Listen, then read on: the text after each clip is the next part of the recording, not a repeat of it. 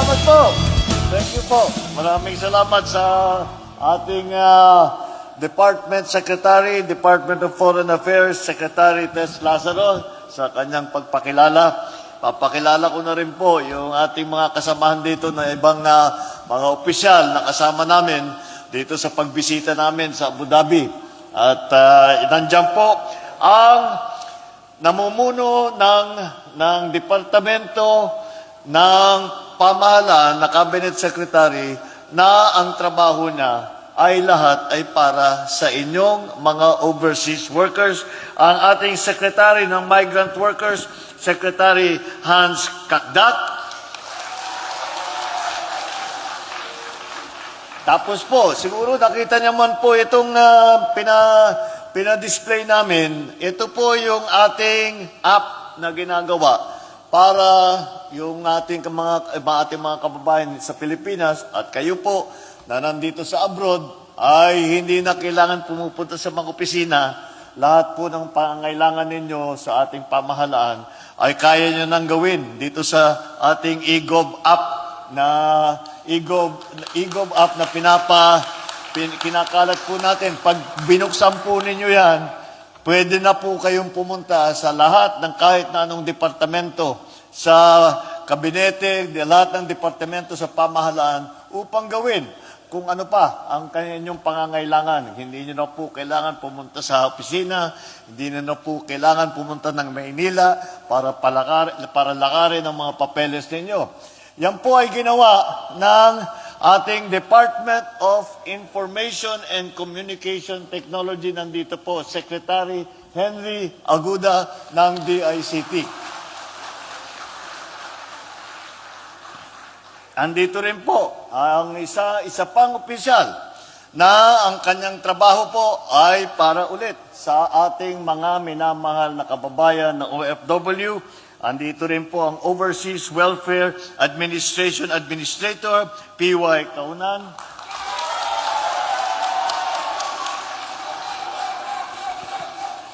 May fans club pala ito si PY. Nagdala ng pala eh. At siyempre, kilala niyo naman po ang ating Philippine Ambassador. Philippine Ambassador po, Alfonso Ferdinand Ver. Ang tumutulong po sa atin dito po sa UAE.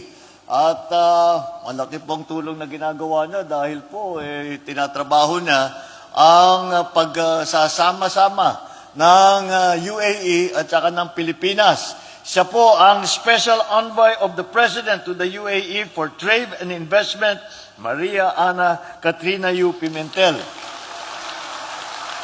Siya po ang asawa ni Senator Coco Pimentel, kaya tumutulong po sa atin. Special Envoy din ng Pangulo to the UAE for Culture and Arts naman, ang Special Envoy natin, Special Envoy Karen Santos. At idiwan ko na sa huli siguro yung pinakamahalaga sa lahat. Ang ating First Lady po, First Lady Lisa Araneta Marcos.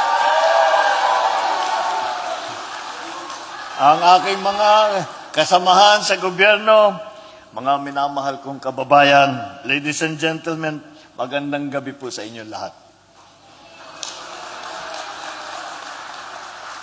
Lagi po, kapag ako'y bumabiyahe at nagkakaroon po tayo ng counting pagsasama dito sa ating tinatawag na visit to the Filipino community, ay nagagalak po kami lahat na makita ko kayong lahat.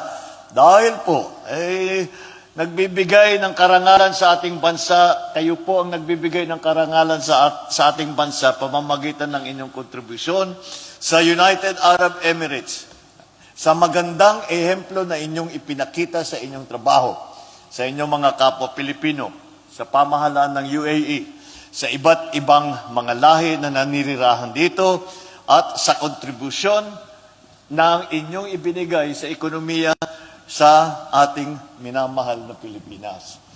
Alam nyo po, nandito po ako Isang bagay na ating ginawa dito ay pag-witness nung kayo nabanggit po ng ating ambassador, yung pag-witness sa pagpirma, yung tinatawag po na SEPA. Ano yung SEPA? Comprehensive Economic Agreement ang kahulugan ng SEPA. Bakit po? Bakit po natuloy po ito? Ang UAE po ay laging sinasabi, wala po kaming narinig kahit isang masamang salita o reklamo sa ating sa inyo, sa ating mga kababayan dito. Kaya't naman mahal na mahal ang mga Pilipino, mahal na mahal kayo ng inyong mga employer, lahat ng inyong mga kaibigan, naging kaibigan dito sa UAE. Dahil doon, siyempre, nagmamagandang loob po, gusto tayong tulungan, gusto makipag-partner sa atin ang UAE. Dahil mahal na mahal kayong mga Pilipino na nagtatrabaho dito, na nagtatanaw po sila ng utang na loob.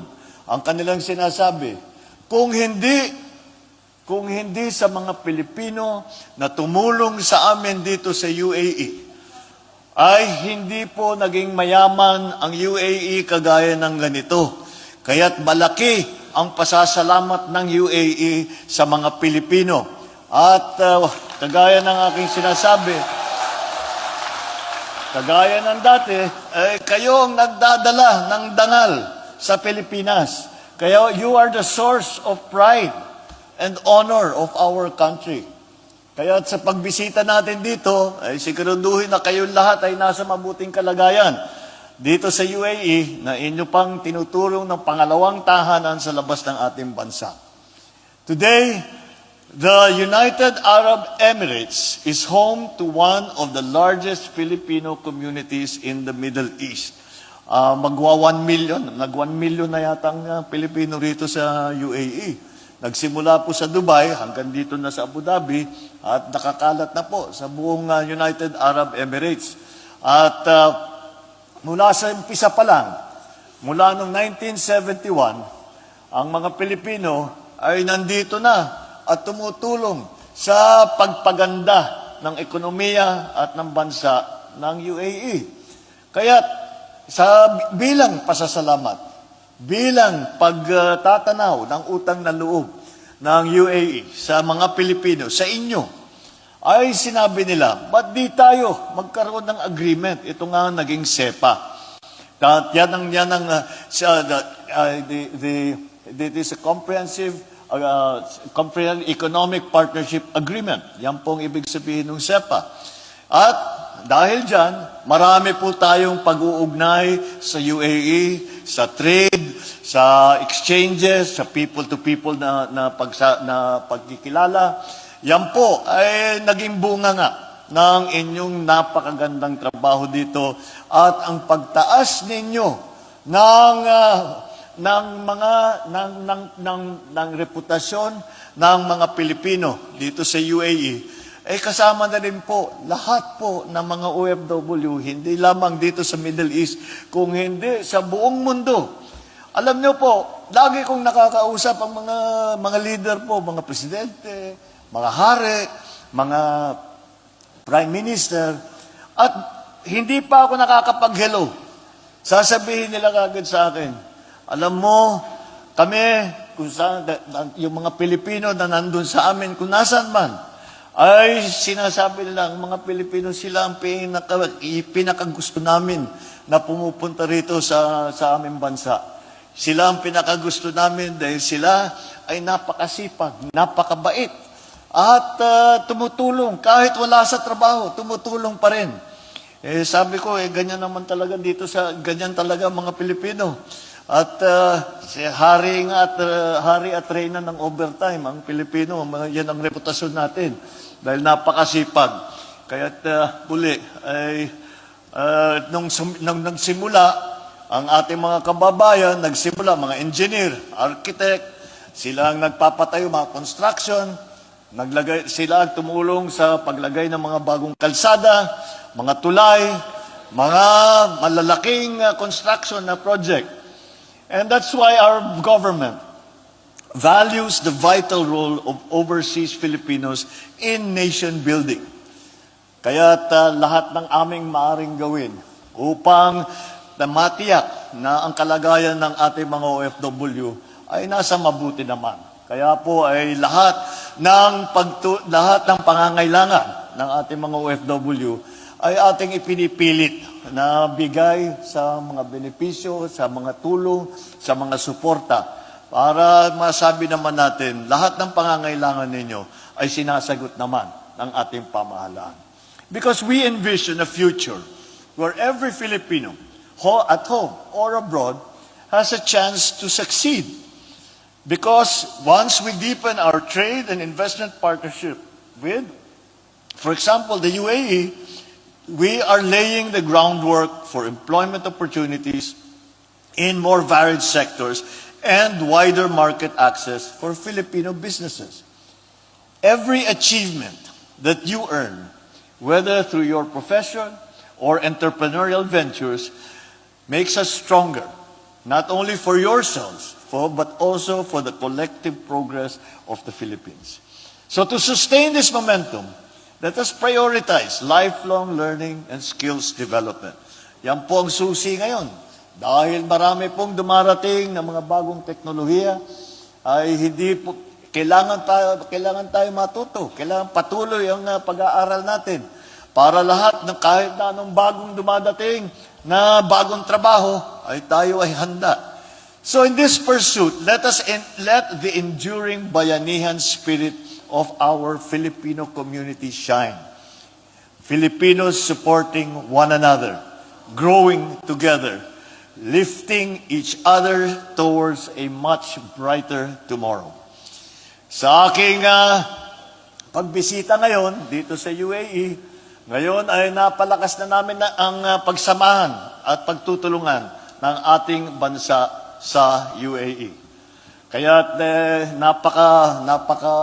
napakalaking bagay po na itong ating nagawa habang nandito kami ay marami po ang marami pong mga opportunity na darating hindi lamang para sa ating mga kababayan dito sa UAE, hindi lamang para sa mga iba't ibang OFW sa buong mundo, kundi pati na sa ating minamahal na Pilipinas. Kaya po ay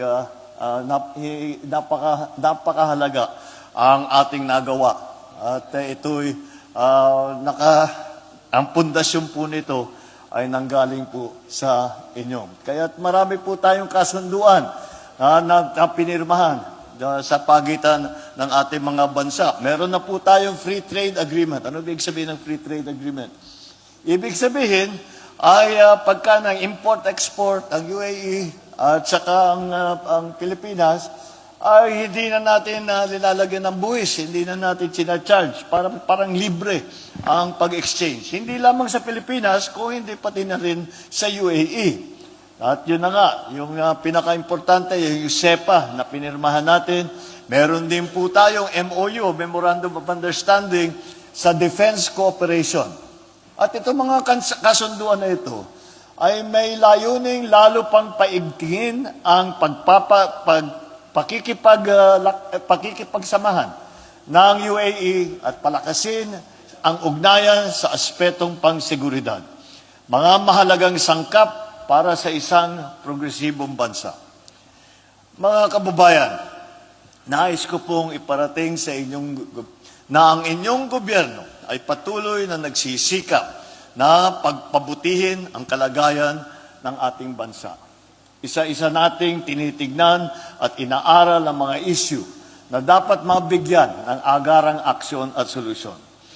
Ating hinihimay ang mga suliranin na nagpapahina sa ating bansa at pinag-iisipan, pinag-aaralan at pinagpaplanuhan ng mabuti para mabigyan ng karampatang interbensyon at solusyon. Makakaasa po kayo na patuloy natin patatatagin ang mga programang naglalayong magsulong ng kaunlaran para sa lahat upang ating makamtan ang inaasam nating kasaganahan sa ilalim ng isang bagong Pilipinas. So in closing, I express once again my deepest gratitude, not only of myself, but of all your countrymen, for your unwavering spirit and dedication and the pride and love that you have shown for your countrymen and for your country. Your achievements bring honor to the nation, a nation that is truly and genuinely proud and grateful to all of you. I also thank, of course, the United Arab Emirates for being a benevolent sponsor to all of you.